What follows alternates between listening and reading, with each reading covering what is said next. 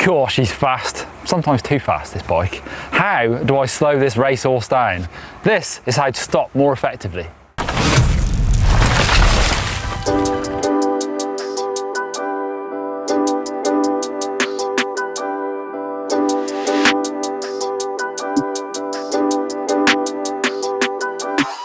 Have you ever felt that your brakes just aren't slowing you down as well as you'd hope? Well, maybe it's a setup problem. If you're on a modern mountain bike, it's more than likely got disc brakes, and even the cheapest or even the lightest sort of cross-country small disc brakes should be more than powerful enough to slow your bike down.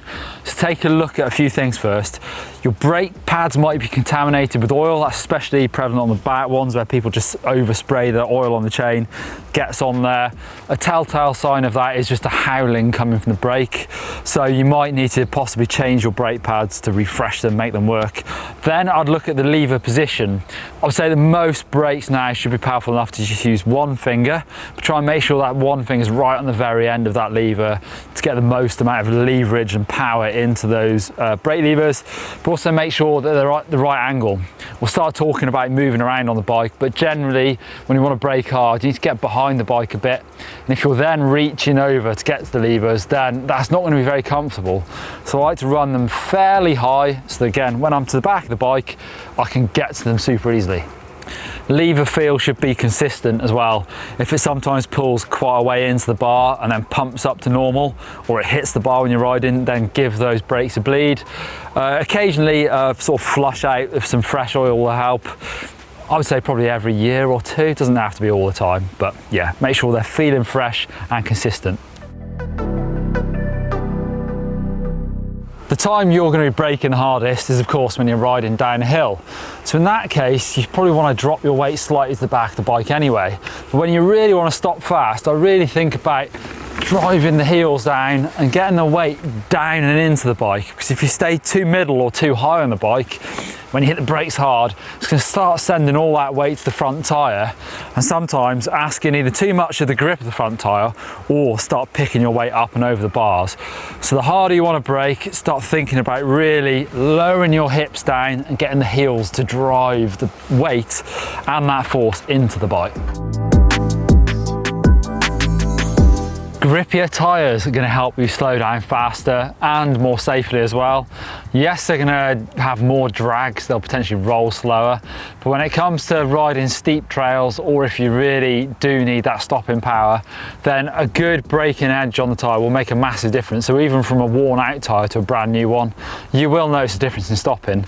We've even seen at World Cup downhill in really wet conditions, people will run a big, deep, spiky mud tyre just for braking, and it does make a difference on the back, probably more than the front. Like I said before, you're moving your weight over that rear tyre, you're using this more as an anchor to slow down, so using those braking edges, whereas you're using your front tyre probably more for staying in control and less for stopping.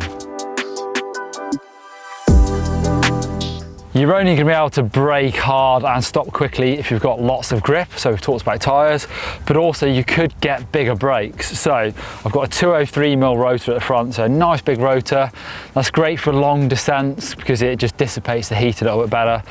You can get brake fade if your brakes get really hot. I've also got these Shimano 4-pot brake calipers, so these are the XT ones, so super powerful. Of course, they're heavier than the 2-pot lighter weight versions, but the 4-pot's more power in there, you're just going to be able to stop faster, and again for longer descents they'll keep their power much better.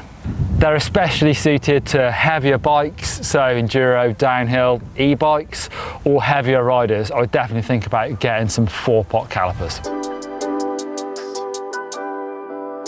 You need to try and hit the right braking point as well, a bit like a Formula 1 driver. If you miss it, you're going too quick for the next section, corner or whatever. That could mean that you go off track or crash or whatever. So in this situation, I've got loads of grip. I've actually got a nice sort of uphill pad, so I can hit this fast and I've got a good chance to scrub off a load of speed here before this really tight corner. If I overshoot this too much, I'll end up having to brake really hard round this corner, or like I say, go, crash or go over the back of it. But then braking hard through the corner is really going to mess up any exit speed out there, and it's not going to feel very nice. Not horrible, like, oh no, I'm going too quick all the way around the corner. Not great. So what I want to do, get as much speed as I can scrubbed off here, so I can come in fast, scrub it off, ideally hit this at the perfect speed and roll out of it with a load of speed.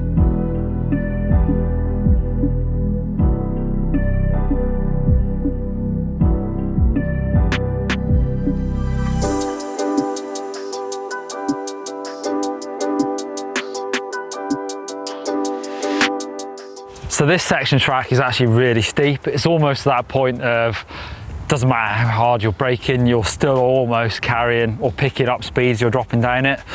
So you got to try and sort of not panic with this. You might feel like you're going a bit too quick, but you've just got to keep braking, keep those wheels turning. So almost like ABS, as soon as they start locking up, it's not really doing the job. You've got to just about keep them turning and know when you can and can't brake. For example, I mean, it's kind of flat coming in, so I'll start braking here, but I don't want to brake too hard, so I'm cornering, and then I'm going off this sort of sandstony rock drop, so I'll ease off a little bit, because the slides I come off that wouldn't be good news at all. Then I'll land, hit that sand again, keep braking, and I'm going into that big left-hander, so I'll have to ease off at some point to try and get round that corner, so I'm not sliding too much. So there's definitely a few things to think about. Flipping steep, I bet the camera doesn't do it justice. You've got to be one hell of a rider to come down this. I'm very brave.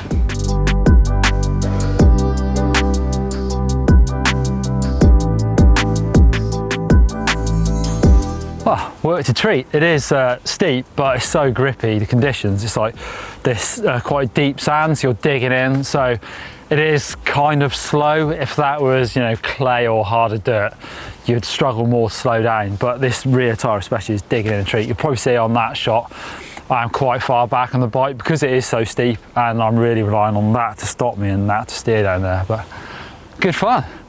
And actually sort of gives you a lot of confidence being able to ride somewhere where it has got loads of grip and really practice your skills. So yeah, let us know how you get on with some of those things.